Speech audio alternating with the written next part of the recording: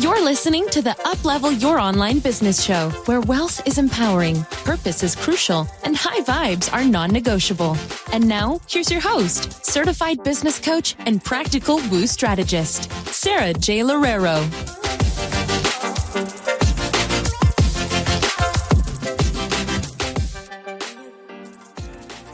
All right, guys, welcome back to another episode of the Uplevel Your Online Business podcast. I'm so excited to be here. Literally every single time that I sit down to record a podcast episode, I'm just so excited to share with you such incredible things that I've learned throughout the years, so many things that I'm currently working on, and obviously so many things that I also come across when talking to so many of you in my community.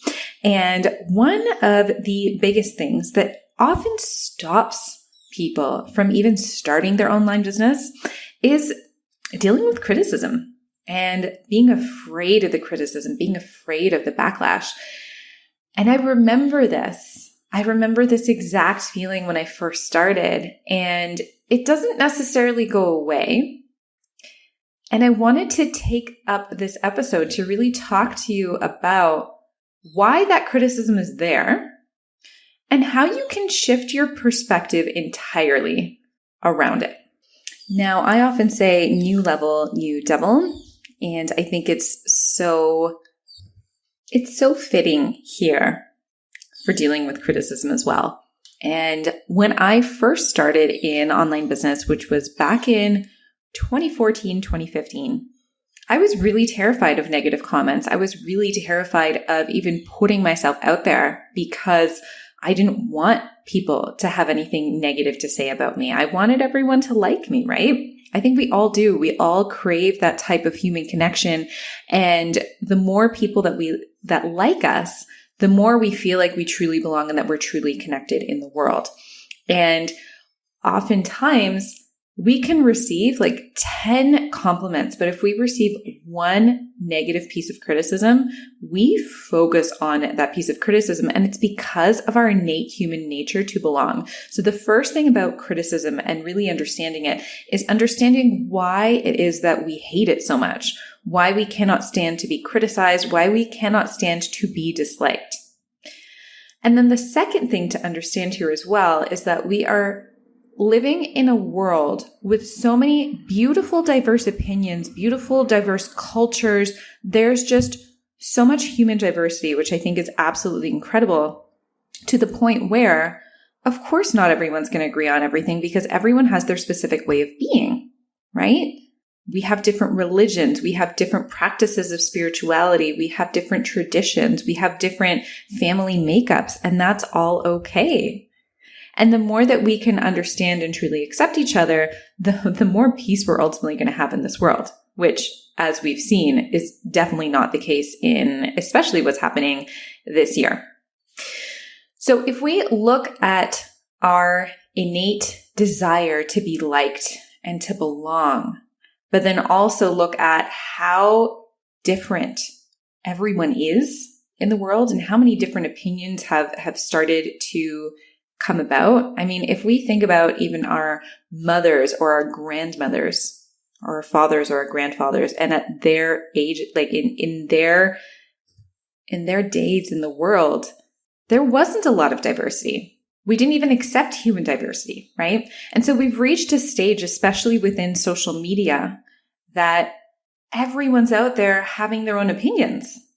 And not to mention that it's so much easier because everyone is online. We have all of our, keyboard warriors out there. It's so much easier to criticize someone. It's so much easier to blame someone when you don't even know who they are, where you can't even feel the impact that your comments have on their energy, on their way of being. Of course, so many people wouldn't do these types of things in real life. But because we're so far away from each other, it almost feels like the person on the other side of the screen is inhuman, right? And so that's also why so many people kind of take to their keyboards and provide negative comments and negative feedback. And so understanding all of those things, I think, is the first piece of understanding why it is that, one, we find criticism so harsh, we're so afraid of it, but also two, why it's so easy to do online. But there's also so much to unpack in terms of human behavior, which I'm going to try to do the best I possibly can at with this episode, so that you can reach a point where you actually even enjoy the criticism, because having the criticism means something really good about your brand. There are so many big steps that you take in your business. And like I said, new level, new devil. And there's always another level of visibility that we're always going to fear. And that's going to bring us a little bit more of that harsh feedback.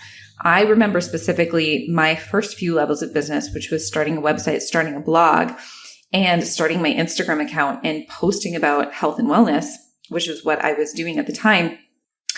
And being so terrified that people were going to criticize me, that I was going to get judged, that I was going to get negative comments. And it didn't really happen in the beginning. And I think one of the reasons why it didn't happen so much in the beginning was because I just was not visible enough. I wasn't doing enough outreach. And so that's one of the first things is if you're getting criticism, chances are you're doing something right because you are being seen. Right? Even if we just look in the online space, it's so easy for people to judge each other. It's so easy for people to send negative comments your way. Like DMs are just so easy to make, right? I'm sure that if you followed any influencers, you know that they talk frequently about how much hateful feedback they get almost on a daily basis. And so the reason why they're getting so much of it is because they're so visible. And so if you haven't received any negative feedback yet or any negative comments, I always say you're not visible enough. Okay. And that was exactly what was happening with me. I did all of the things. Sure, people were probably talking about me, whispering, ooh, like, look what Sarah's doing. You know, she's having this online business thing. I just saw that she posted this thing, but no one was doing it to my face as of that specific moment. And the minute that I started doing Facebook ads and really starting to scale my Facebook ads, when I started to get fully booked. So, and I think this is a really great perspective. When I started to get fully booked in my first online business, and I started doing Facebook ads, the reason why I was able to get fully booked, by the way, was because I was being more visible and I had more of a message, more of a complete solid message. And the more I did Facebook ads, the more I actually did get negative feedback. I remember one of my very first negative emails that I received in relation to my welcome email series was from someone who was offended about the fact that I was talking about how if you just sit on your couch and watching Netflix all night and eating ice cream, you know, you're not going to get to your yoga goals because you are just sitting on your couch watching Netflix, eating ice cream. It's such a simple thing, right? It's such a simple thing. But if someone feels really, really identified with the simple thing that you're talking about, they can get offended about it. And it's not necessarily about you. It's about them, right? And so over time, I started getting maybe like one negative email, maybe once a month, something along those lines. And, you know, the first few times that happened, I was just like, oh my goodness, I need to apologize to all of these people. I can't believe that I offended them so much, right? And it was this burning urge for me to be well liked by everyone. I had to protect my image. I had to protect my reputation. And I will never forget the day where I had such a beautiful online platform and I had such a beautiful message about women and having a yoga body for life. And I remember my specific words were yoga body for life. And the vast majority of people were like, ooh, I totally understand this, especially because they'd read into all of the content that I had. My content about having a yoga body for life was really having a body that was strong, a body that was flexible, a body that was capable, and a body that felt good from the inside out. But if someone was only to read the top title of that, you can easily misjudge and misidentify what my message was just because it said yoga body, and a lot of people sexualize yoga bodies. And so I will never forget, I had a friend or someone who I thought was a friend who was living in Toronto at the time. And I had gone out to lunch with her, gone to a few yoga classes with her. And I thought that we understood each other. I thought that we were friends. And one day she sent me a DM stating all of the reasons why she was now going to unfollow me, because of the fact that I was portraying something that was not genuine and something that was not empowering women to love their bodies. And it was really, really tough for me to receive. It was really tough for me to receive that criticism. I cried for days. If it was someone who I didn't know at all, it probably wouldn't have been as hard for me. But I had to look at that entire message, and I had a conversation with her. And at first I was, trying to tell her, no, you have it wrong. You don't understand. I don't think that you've been reading into everything that I've been talking about. I was trying to prove to her, my innocence or my ability to be liked, and how my message was not at all what she thought my message was. And then I just realized, I reached a point in that conversation where I was like, you know what? She doesn't need to understand. It is completely pointless for me to try and tell her what it is that I was doing, especially because her mind was already made up. She was already going to unfollow me. She was already going to take me out of her life because of this opinion that now she had created about my brand and my messaging. And so I looked at that. And at the time, I was just so distraught with it that I went and I talked to so many of my fellow yoga teachers and wellness coaches. And I asked them, I was like, do you think my message is offensive and unempowering for women? And each and every one of them was like, no, I don't think that at all. I love your message. I find it really inspiring. And so it was really helpful for me to kind of just have that shift of, okay, well, one person can read a message and feel like it's completely degrading and feel like it's disempowering, whereas another person can read that exact same message and they can feel like it's totally meant for them, that like it's the most motivating thing that they've ever heard. And that's when I really sat with myself. And I think the most important thing that you want to realize with criticism is, what do you believe? Do you believe that this is a bad message? And so I had to really sit with myself as well. And I had to ask myself, do I believe that helping women tone their bodies with yoga is degrading and disempowering? And I said, well, F no, right? I do not believe that at all. I love doing my yoga. I love doing my handstands and seeing the tone in my body. I loved all of those things. And that does not mean that I was, void of self-love. Sure, some people cannot see those messages because they need to have a lot more self-compassion with their bodies and they need to stop body shaming. And so maybe seeing a skinny girl doing yoga online is not the type of person that they need to hear. But at the same time, that doesn't mean that my message is wrong. That doesn't mean that what I'm doing isn't positively impacting hundreds and hundreds of women. And so when I fully stepped into that and fully became accountable for what I was doing, I realized that it's okay to experience this kind of criticism because not everyone's going to agree with you. And so that was I think that was probably one of the hardest lessons that I've ever received with criticism. And thankfully it happened to me, and it happened to me at that point in time because I grew so much stronger because of it. And as I grow in my own visibility, as I create more ways to share my message, I get more negative feedback. It's just something that happens. Of course, you also need to look at what it is that you're claiming and what it is that you're talking about. And if it's something that you truly believe, because if you're not 100% convinced in the thing that you are offering, then that criticism is going to dig so much deeper for you. I often say that criticism is our opportunity to understand what is going on internally, and our reaction to the criticism is an opportunity for us to understand what is going on internally. And it's an opportunity for us to grow. It's an opportunity for us to evolve and really truly look at what's going on inside of us.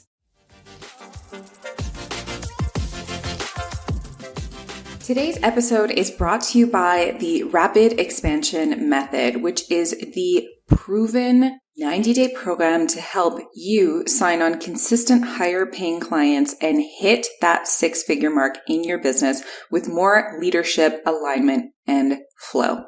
So if you are either brand spanking new to your service-based business or you are having trouble breaking the 2 to 3K mark per month, you need this program. We go all in on exact strategies that you need to sell yourself online and to book out your services solid. Find out what social media strategies are the best for you and your niche, while also being surrounded by brilliant female entrepreneurs who are go-getters just like you and are committed to your success. You can find out more about this incredible program at sarajloureiro.com/the rapid expansion method, or go ahead and look over into our show notes for more information.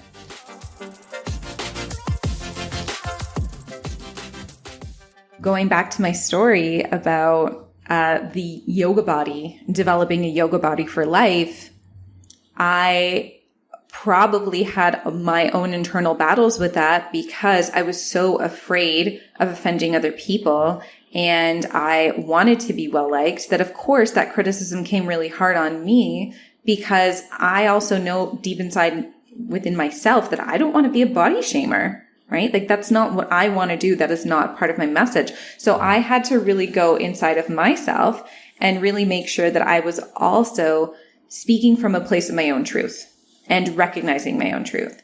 And I'm going to go a little bit deeper here as well, because I think this is so important. When you are focused on other people liking you, and when you're focused on making sure that you don't get any criticism, it's oftentimes because we don't like ourselves. Okay, so I'm going to say that again. When we are focused so much on having other people like us, it's oftentimes because there's an unexamined part of ourselves that doesn't truly love who we are. And that doesn't necessarily mean that you're a bad person or that you're doing something bad. It just means that in order for you to fully heal that expectation of everyone else needs to like me, I first need to like myself. I first need to trust myself. And that expands into, I need to like and trust the thing that I'm saying, and I need to stand by it 110%.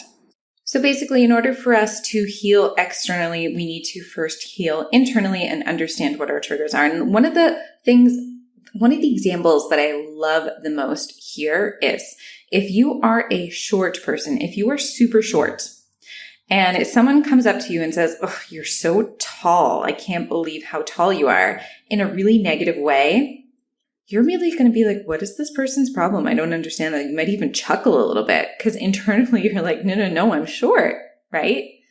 But on the flip side, if you're really tall and someone comes up to you and says, "You're really tall," as if it's something gross or something to be ashamed of, you're probably going to go back to all of those internalized, all of those repressed feelings that you have maybe of when you were little and everyone was saying that you were too tall, and how you now equate being too tall to being unattractive, being specific things that you don't want to relate to. And so that criticism is going to hit you so much harder. It's the exact same person saying the exact same thing, exact same hateful, negative way of saying it. But one person's going to internalize it and the other one is not. And the reason why one person's going to internalize it is because of their deep-rooted insecurities around that thing. And so if you relate this to business as well, let's say, for example, you're sending out cold DMs. You think that they were the nicest cold DM in the world. And trust me, I have done this. I have sent out super nice cold DMs that are very, very personalized to the people we send them to. And we get a ton of responses, ton of super, super sweet responses. A lot of my clients always say, "Oh my goodness, like that was made for me. I was praying for someone like you and you came and oops, you slid into my DMs." But then we have other people saying really negative things about them, right? Like really questioning a lot of the things that I'm doing as a business owner, or just saying, that just totally looks like you sent that to 100 other people. We actually don't. We never do. But you're sending the exact same message to a whole bunch of people. And it's the same thing if you do Facebook ads, if you do email funnels, whatever it is. Cold DMs is just one example. You're sending the exact same message. You're sending the exact same Facebook ad to thousands and thousands and thousands of people.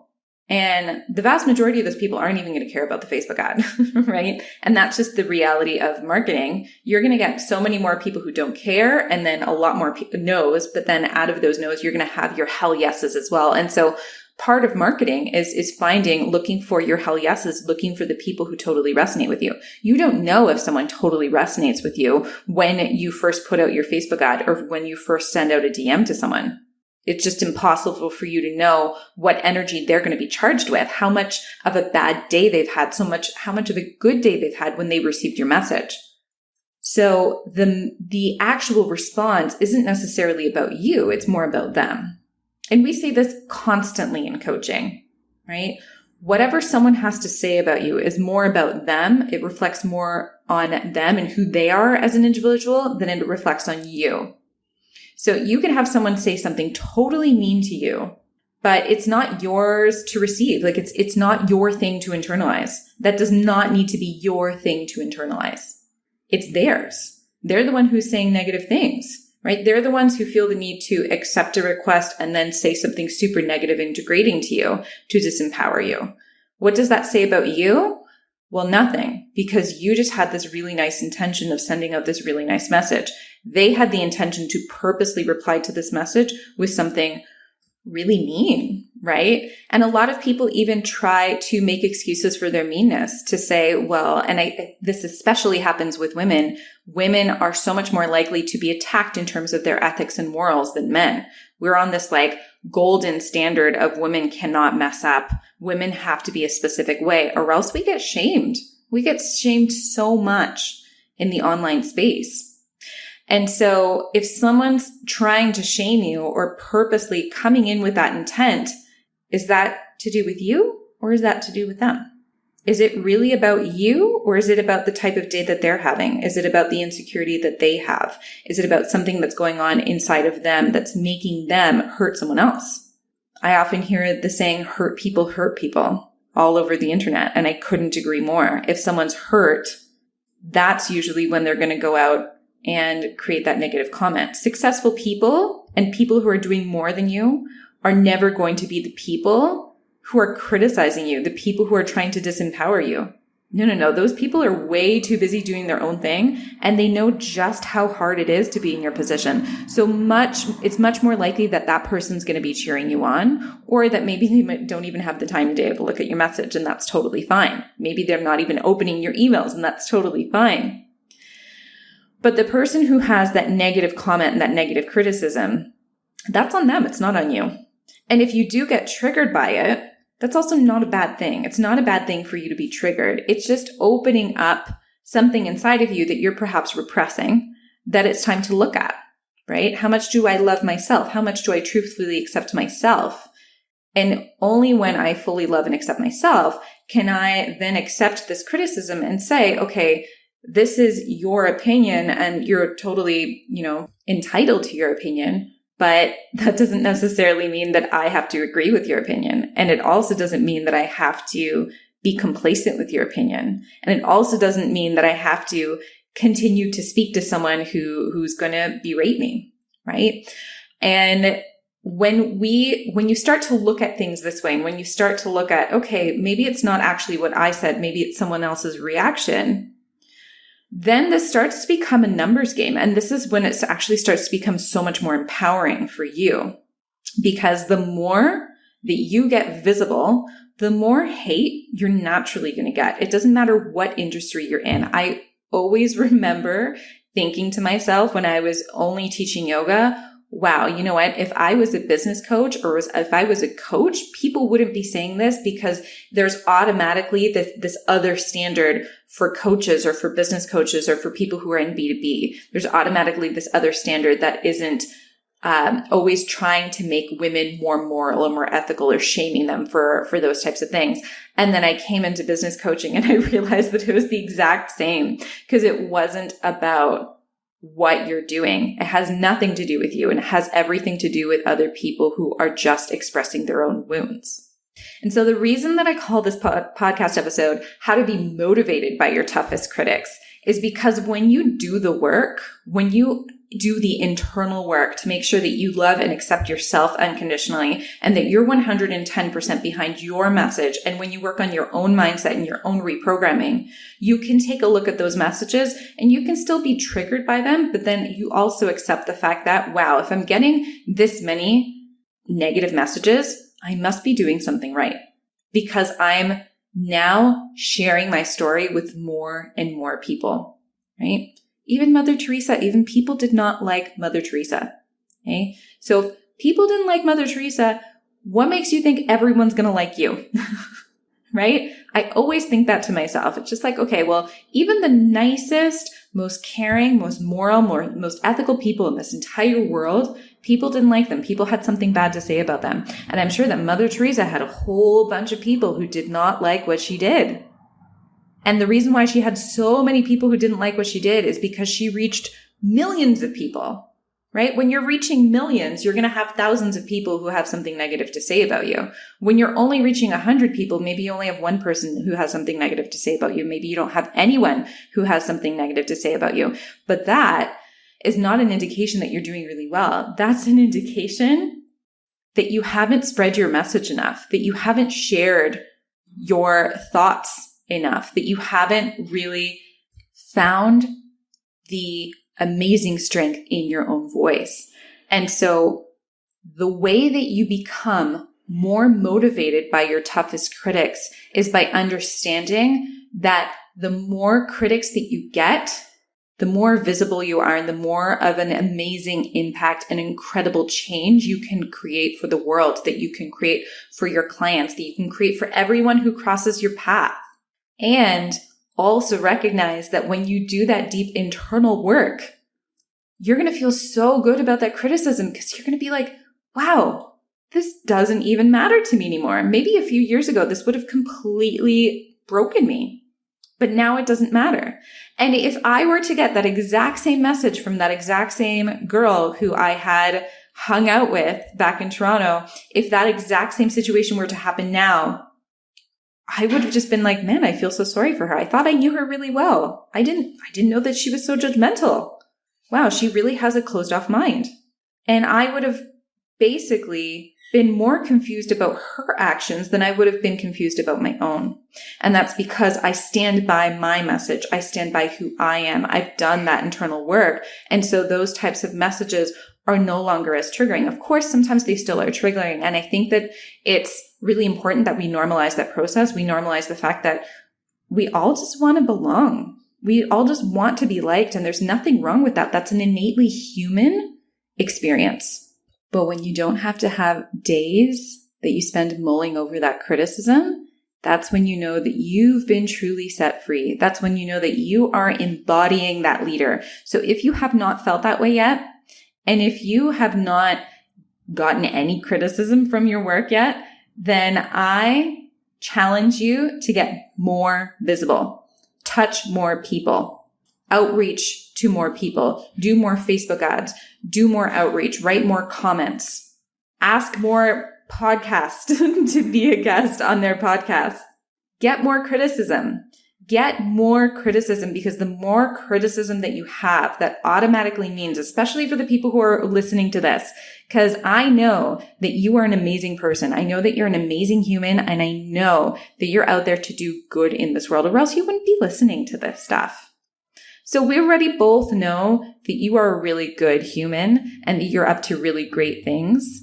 So all of that criticism that comes up, yeah, maybe some of it, maybe you do mess up here and there, and then you admit to your mistakes, and that criticism helps to show you, that was out of character for me. But for the most part, that criticism is just going to be a reminder for you that you're sharing your message enough, that you are going big enough. And that is how to be motivated by your toughest critics. I hope that this struck a chord with you. I know it did with me. I've been so excited to do this episode for you. So if you have related to this, please send me a message on Instagram. It's at Sara without an H, J Loureiro. I'd love to hear from you. Thank you so much for listening, and I will catch you in the next episode.